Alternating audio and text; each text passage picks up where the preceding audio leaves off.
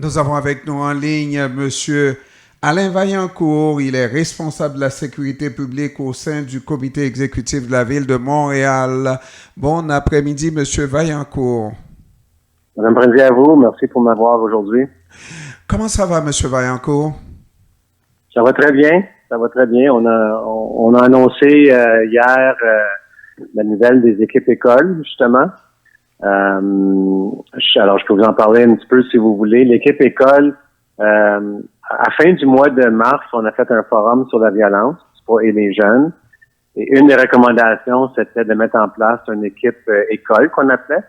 Alors, cette semaine, on recrute pour justement d'avoir une équipe, ça va venir du SPVM, une équipe de 10 personnes.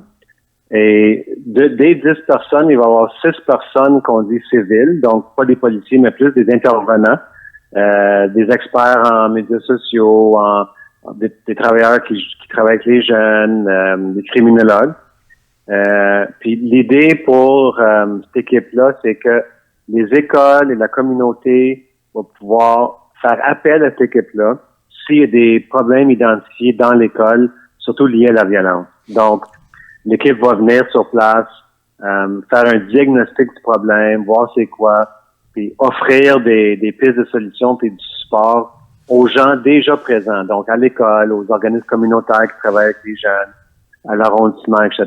Donc, c'est une bonne nouvelle. L'idée, c'est vraiment de prévenir les choses avant que les jeunes tombent en violence ou choisissent d'autres avenues et d'aller en prévention avec les jeunes et travailler avec eux et les parents aussi.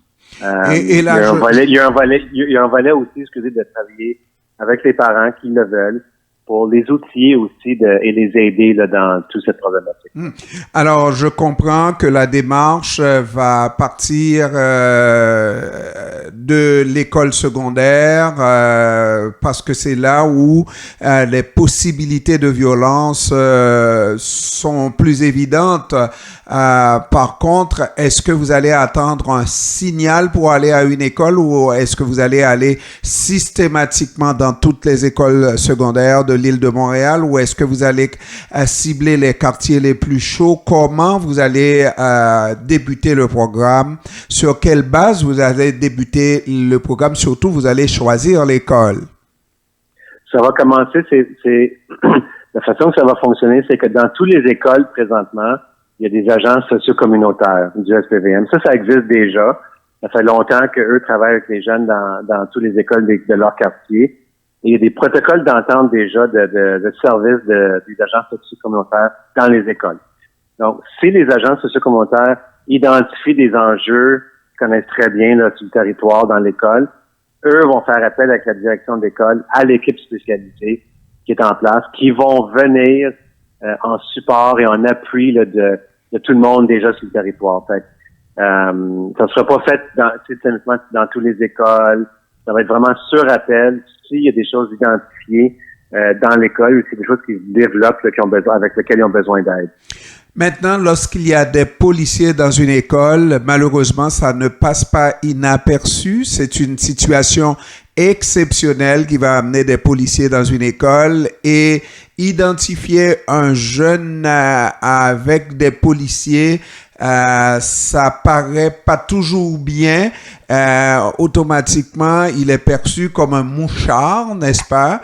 Est-ce que vous ne croyez pas qu'il y a un risque à l'effet que ce jeune qui pourrait vous aider à voir les questions de violence, à les résoudre au point de départ, ce jeune-là puisse craindre justement d'être identifié comme étant un collaborateur de la police?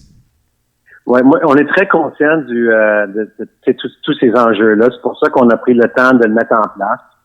Je pense on va éviter ces problèmes-là dans le sens que l'équipe est surtout, sur les 10 personnes, il y a 6 personnes qui ne sont pas des policiers, qui sont, on pourrait dire, des gens formés, des experts, des gens qui travaillent déjà dans le milieu avec les jeunes et ce domaine-là. Ça va être principalement eux qui sont dans les écoles. Les deux autres, c'est déjà des agents sociocom qui sont déjà dans les écoles et qui souvent, là, je sais que dans le sud-ouest ici, c'est très bonne relation avec les jeunes, même à l'extérieur des écoles. Donc, puis le but, c'est vraiment de travailler avec tout le monde. Donc, ils vont engager aussi les organismes communautaires qui connaissent déjà les jeunes, les parents, les professeurs. Donc, l'aspect confiance, je pense que doit être là. Puis l'aspect pour démontrer que on est vraiment là pour la prévention et justement pour éviter que les jeunes soient judiciarisés, qui tombent dans la violence, qui commencent là, dans le système. On est là pour éviter tout ce cheminement-là. Donc, c'est l'intention, puis c'est comme ça que ça a été monté là avec tout le monde, en pensant justement qu'il faut faire attention quand on met des choses dans les écoles, on sait que c'est sensible. Alors, de toute façon, la police est catégorisée répression en général. Maintenant, on est à l'étape de prévention. Pourquoi nécessairement la présence à une étape de prévention de la police comme telle, et j'imagine la police en uniforme de surcroît? Ben, comme j'ai dit, les polices en uniforme sont déjà dans l'école, puis en majorité, ils ont la confiance des jeunes et puis des équipes dans les écoles. Pour l'aspect prévention, le SPVM fait beaucoup de prévention en soi déjà. Pour cette équipe-là, comme je vous ai dit, c'est important d'avoir le lien avec le SPVM, puisqu'ils sont déjà dans les écoles puis ils connaissent ces aspects-là, mais on voulait mettre l'emphase surtout sur les intervenants qu'on a fait. Donc, et l'argent, il faut aussi savoir que ce projet-là a été financé par le ministère de la Sécurité publique directement à l'SPVM. Alors, c'est pas la ville, c'est le gouvernement provincial qui a donné l'argent au SPVM. Nous, on vient en renfort pour s'assurer que l'équipe est composée d'une façon où que ça fonctionne bien dans les écoles et sur le territoire de Montréal. Maintenant, vous savez, tous les préjugés qui existent entre les quartiers riches et les quartiers pauvres, possiblement, on va retrouver cette équipe école-là dans des quartiers possiblement plus pauvres, où il y a un peu plus de violence. Est-ce que ça ne risque pas justement de créer, d'alimenter ce préjugé-là entre les quartiers riches et les quartiers pauvres où on retrouverait des policiers dans les écoles comparativement aux quartiers plus aisés? Ben, je peux vous dire que présentement sur le territoire, la présence des agents socio-communautaires sont pas mal dans toutes les écoles, hein. Autant dans les secteurs plus défavorisés que favorisés. Alors, leur présence sont déjà partout, peu importe du niveau de socio-économique des endroits. Ça, c'est un. Puis aussi, tu sais, moi, je fais beaucoup de la tournée présentement. Je suis beaucoup dans les centres communautaires. Je fais la tournée de tous les PDQ, des équipes du territoire. Et ce que j'entends aussi des gens, c'est qu'ils veulent, ils cherchent des appuis dans les écoles. Pour plein de raisons, il y a souvent moins de ressources présentement dans les écoles. Nous, c'est pas notre juridiction, mais on l'entend que des fois les services, des fois l'appui aux parents dans les écoles, on l'a entendu beaucoup au forum aussi, que c'était un grand besoin. C'est pas nous qui l'avons inventé, hein.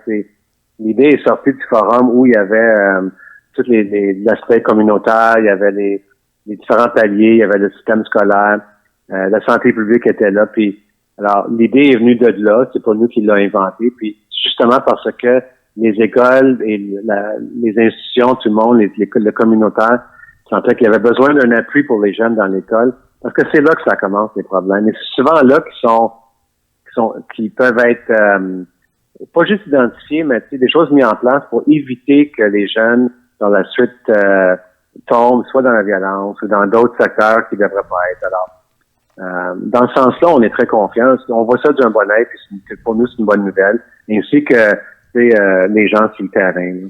Maintenant, dans une école, on a des parents de différents milieux, de différentes cultures. Il y en a qui viennent de cultures où on ne collabore pas généralement avec la police. On craint la police. La police est surtout répressive dans leur pays d'origine et tout ça. Et avec des parents comme ça, l'approche sera un peu plus difficile. On s'entend? Potentiellement, mais et de là, il faut avoir cette sensibilité-là pour réaliser que ça existe. La première chose. Et il faut être sensible à ce sujet-là. C'est pour ça que les gens qui sont des intervenants, c'est des professionnels qui ont cette sensibilité-là, puis ils ont les outils pour amener les parents à voir le pourquoi que c'est positif qu'ils embarquent dans le processus. Mais s'ils ne le veulent pas, c'est volontaire. Il n'y a personne qui va être mis au pied du mur pour le faire, mais l'enjeu, c'est avec l'aide de tout le monde, pas juste de l'équipe, mais avec le communautaire, avec l'école, ça peut être le CIUS sur place, d'autres personnes, c'est d'amener ces parents-là, de démontrer que les gens sont là pour les aider et non les nuire. Mais on est conscient, on a ça avec les gens qui viennent de différents pays, pour plein de choses, pour d'autres services à la ville, etc. Alors, c'est un enjeu, puis on croit que c'est à travailler, mais on est très je dirais, optimiste qu'avec les gens sur place, avec le travail qui va se faire dans l'écosystème de l'école, qu'on va venir que les parents vont.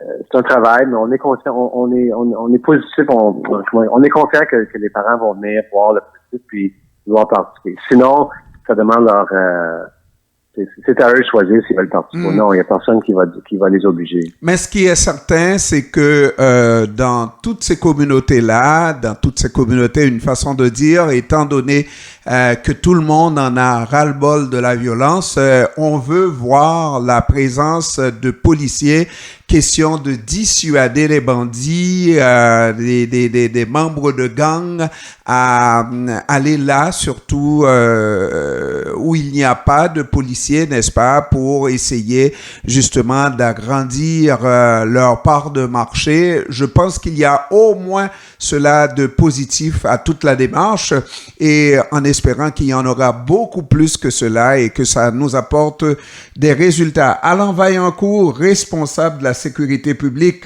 au sein du comité exécutif de la Ville de Montréal. Je vous remercie d'avoir pris du temps de nous parler cet après-midi, M. Vaillancourt. Ça fait plaisir, n'importe quand. Merci, au revoir. Merci, au revoir.